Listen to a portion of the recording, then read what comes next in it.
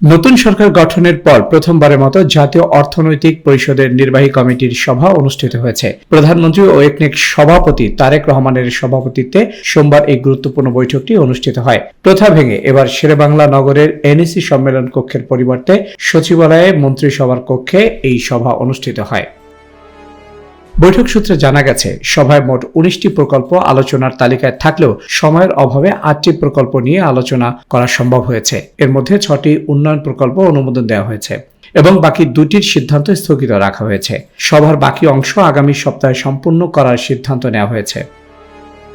গত 24 ফেব্রুয়ারি নতুন সরকার গঠনের পর প্রধানমন্ত্রী তারেক রহমানকে সভাপতি করে একনেক কমিটি পুনর্গঠন করা হয়। এই কমিটির বিকল্প সভাপতি হিসেবে দায়িত্ব পালন করছেন স্থানীয় সরকার মন্ত্রী মির্জা ফখরুল ইসলাম আলমগীর।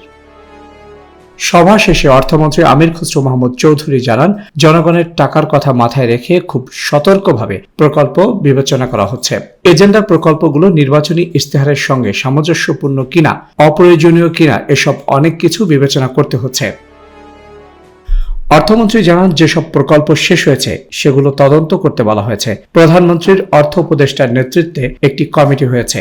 সব প্রকল্প মূল্যায়ন করা হচ্ছে। বিশ্লেষণের পর অনেক প্রকল্প বাদ যাবে। বিগত দিনের প্রকল্পগুলোর ক্লিনিং প্রসেস শেষ করে আগামী দিনে নতুন প্রকল্প আনা হবে। তিনি আরো জানান, দলের নির্বাচনী ইশতেহার ধারণ করে যত তাড়াতাড়ি সম্ভব নতুন প্রকল্পের মাধ্যমে জনগণকে দেয়া প্রতিশ্রুতি পূরণ করা যায় সেভাবেই এগোচ্ছে সরকার। শামীম আল জাবের, ইসলামিক টিভি।